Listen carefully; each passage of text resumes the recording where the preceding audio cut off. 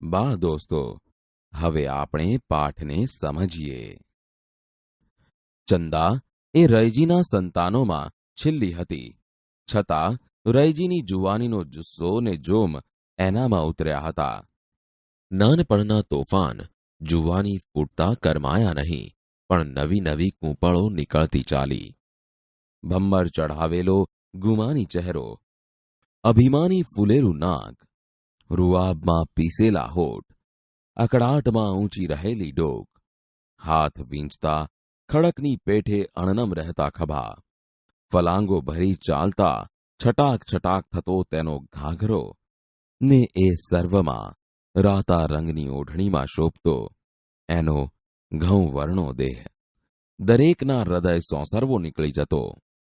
ચંદાને પરણવાના code નાતના જવાનિયામાં ઘણા ઘણાને હતા, પણ એક વિચિત્ર અને માન્યામાં ન આવે તેવો પ્રસંગ બની ગયો. ત્યારથી ચંદાનો લંબાવેલો હાથ કોઈ પકડવાની હામ જ ભીડતું નહીં. એક તોફાની મદમસ્ત સાંડ રખડતો રખડતો ગામમાં આવી પહોંચ્યો. એને જોઈને સીમાડામાં જતા ઢોર પાછા ફરતા નહીં, પણ જીવ લઈને નાસતા. સીમમાં જતા લોકો પણ એ રસ્તે ન જતા. અડફેટે જતા સાંઢનો કેર વધતો ગયો. સીબનો પાક ભેલાડે, પણ કોઈનાથી ચૂં કે ચા ન થાય. આનો ઉપાય કરવા એક વખત લોકો ભેગા થયા. એક વખતે જો પગે ડાકલો નાખીએ તો પછી આપણે છીએ ને એ છે. ત્યારે તો બકરી બની જાય. અત્યારે તીર નથી અડતા, પણ પછી તો કોઢીના ઘા પડશે, ત્યારે ખબર પડશે. સરસ ઉજાણી થાય. આટલું દુઃખ ભોગવ્યા પછી ઓછા આપણે છોડવાના છીએ. પણ ડહકલો નાખવા કોણ જશે? બધા એકબીજા સામે તાકી રહ્યા. દૂર રહી વાત સાંભળતી ચંદા નિશાળમાં ભણતી ત્યારે તેને માસ્તરે કહેલી વાત સાંભળી આવી. તે બોલી, તમારા જેવા ઉંદરો એક વખત ભેગા થયા હતા બિલાડીના દુઃખનો ઉપાય કરવા. એક ડાયા ઉંદરે રસ્તો કાઢ્યો કે બિલાડીના કોટે ઘંટ બાંધ્યો હોય તો તે આવી પહોંચે એની ખબર પડે અને બધા દરમાં સંતાઈ જાય. એ વાત વધાવી લેતા બધા ઉંદરો એકસાથે બોલી ઉઠ્યા, હા હા, એ સારો ઘાટ છે. પણ બિલાડીને ઘંટ બાંધવા કોણ જાય? તેમ આ સાંઢને અહીં ડહકલો નાખવા કોણ જાય? એ પૂંછડાવાળા ઉંદર ને તમે વગર પૂંછડાના. કટાક્ષ કરી ચંદાએ બધાની હાંસી કરતું હાસ્ય કર્યું. મરવું હોય તે જાય. જાનવરની જાત, એનો શો ભરોસો? મને તમારી દયા આવે છે, નહીં તો હું હમણાં ડહકલો નાખી દઉં. અમારી દયા. તમારી નહીં, પણ તમારી આ મૂછોની. ને એક વખત મૂછો મુંડાવાનું કહેતા હો તો મારે એ કામ કરી આપવું. એની શરત સાંભળી બધા વિચારમાં પડ્યા ને કંઈક વિચાર કર્યો હોય તેમ સર્વેએ કબૂલ કર્યો. કબૂલ? કબૂલ કબૂલ. ત્યારે જોવું હોય તો ઉગતા સૂરજે આવજો, સાંઢ હોય ત્યાં. આમ બોલી ચંદા એની હંમેશની છટાથી પાણીના રેલાની માફક ચાલી ગઈ ને પાણી જતા ભીનાશ રહે તેમ ધૂળમાં પડેલા એના પગલા રહ્યા. રયજીએ આ વાત જાણી ત્યારે એણે ચંદાને ઘણી સમજાવી, પણ એકની બે થાય એ ચંદા શાની? બાપા, જીવથી જઈશ તોય ઓછો તમારો વંશ જવાનો છે. એ છેલ્લું વાક્ય બોલી તેણે પિતા સાથે દલીલ ન કરી, ન તો પોતાનો વિચાર ફેરવ્યો. સૂર્યનારાયણે ઊંઘ ખંખેરી આંખ ઉઘાડી અને ખોલેલી આંખમાંથી તેજના પુંજ પૂર્વમાં છંટાયા ત્યારે નવો ચણિયો, ઓઢણી ને કાપડું પહેરી હાથમાં ડહકલો લઈ ચંદા વચન પાળવા નીકળી પડી હતી.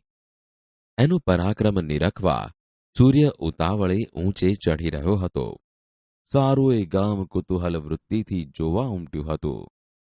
નિરાશ થયેલો રયજી છેવટે પુત્રીના રક્ષણ માટે ભાલોડા લઈ નીકળ્યો. પોતાને અજીત માનતો આખલો રેલવેના રસ્તા આગળ આખી રાત હરાયો માલ ચરી લાંબા પગ કરી પડ્યો હતો. ગુમાન તો બંનેને હતું, આખલાને એના બળનું અને ચંદાને એની જુવાનીનું. ચંદાએ આખલાને દૂરથી જોયો, પણ એની ગતિમાં કંઈ મંદતા ન આવી. પ્રેક્ષક તરીકે લોકો દૂરથી જોતા હતા ને ગુમાનની સાથે એનો જીવ ન જાય માટે કેટલાકના હાથમાં કામઠા ઉપર તીર પલાણેલા અશ્વની માફક તૈયાર હતા. ચંદાએ ખેંચતા ફાવે તેમ છરો કમરમાં ખોસ્યો હતો. હાથમાં ડહકલો સોટી પેટે ઝુલાવતી તે નજીક જતી હતી. બળના અભિમાનમાં મસ્ત વૃષભરાજ દ્રષ્ટિ ઊંચી કરી ચંદાને આવતી જોઈ રહ્યો. પુરુષને આંજતી અણિયાળી આંખે એ અંજાયો હોય તેમ પડ્યો પડ્યો તાકી રહ્યો હતો. ચંદાએ તેની આંખમાં આંખ પરોવી ત્રાટક રચ્યું. દૂરથી જ મનુષ્ય કે પશુને જોઈ પાછળ પડતો આખલો હજી ઊંચી ડોક કરી એના ભણી તાકી રહ્યો હતો. એને સ્ત્રી ક્ષુલ્લક લાગતી હતી કે એના સૌંદર્યથી અંજાઈ ગયો હતો. ગમે તેમ પણ આજે એની પ્રકૃતિમાં પરિવર્તન થયું હતું.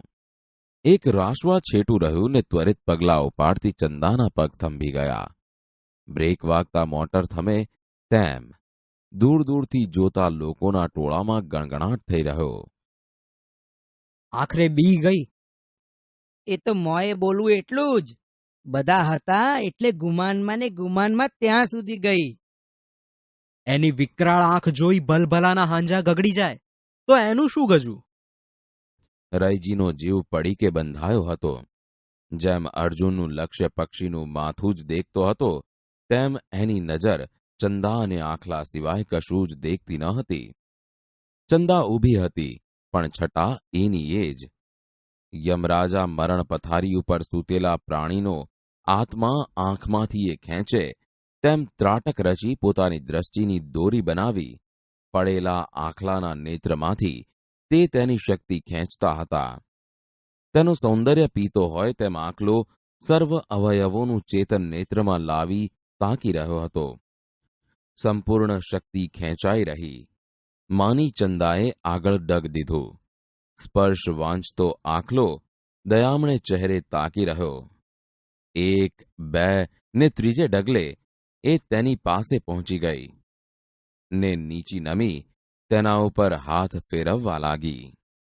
આ છલંગ મારી હમણાં ઉઠ્યો એમ માનતા દરેકના હૈયા ઘડીભર થંભી ગયા.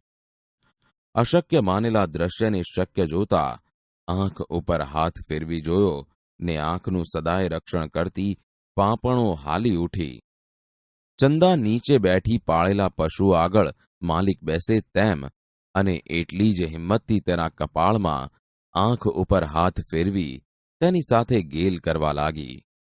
એ કુમળા હાથનો સ્પર્શ સતત ચાલુ રાખવા ઊંચી ડોક જમીન ઉપર નાખી તે નિરાંતે સૂતો.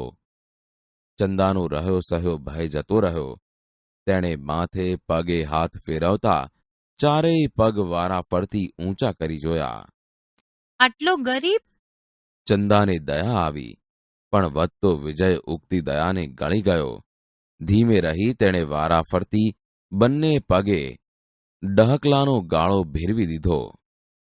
પંપાળતા હસ્તનો સ્પર્શ બંધ થતા આખલાએ આંખ ઉચકી ચંદા ઊભી થઈ ગઈ હતી. જાણે ઋષિના તપનો ભંગ કરાવી સ્વર્ગમાંથી ઉતરેલી અપ્સરા જવા તૈયાર ન હોય. આખલા તરફ દ્રષ્ટિ રાખી એ પાછા પગલે ધીમે ધીમે ખસવા લાગી. દૂર જતી ચંદાને નિરખવા આખલો ઊંચો થવા ગયો. ત્યારે એણે પગના બંધન અનુભવ્યા. પણ બંધનમાં પડ્યા પછીનું વીરત્વ શા કામનું? પાંજરામાં સિંહ તાડુકે તેમ એ બરાડ્યો. ઉધામાં મારી એ બેઠો થયો, પણ દોડવા જતા એના પગ સામ સામા ખેંચાયા એટલે એણે બીજો બરાડો નાખ્યો. અડધે આવેલી ચંદાએ તેના તરફ દ્રષ્ટિ કરી વિજયી હાસ્ય કર્યું. છેતરાયેલો વૃષભરાજ શરમનો માર્યો નીચું જોઈ રહ્યો. લોકોની નજીક આવતા ચંદાએ સત્તાવાહી સ્વરે હુકમ કર્યો, કોઈએ એને મારવાનો નથી. તેનો હુકમ માથે ચડાવ્યો હોય તેમ મૌન છવાઈ રહ્યું. બેટા, પુરુષથી ન થાય તે કામ આજ તે કર્યું. બાપા, આ શું બોલો છો? પુરુષથી ન બને એ કેમ મનાય? આ નજરે જોયું એ ખોટું? આટલા પુરુષોમાંથી કોઈની હિંમત ન ચાલી. તમે પુરુષ દેખતા હો તો, હું તો કોઈનેય પુરુષ દેખતી નથી. એનો કટાક્ષ સાંભળી દરેકને ભોંયમાં પેસી જવાનું મન થયું, પણ આ કટાક્ષ ફરીથી એણે કોઈ વખત ઉચ્ચાર્યો નહીં. ફરતા ગામડામાં એ વાત જોતજોતામાં પ્રસરી ગઈ ને તેમની નાતમાં તો એ રામાયણ મહાભારતની કથા થઈ પડી.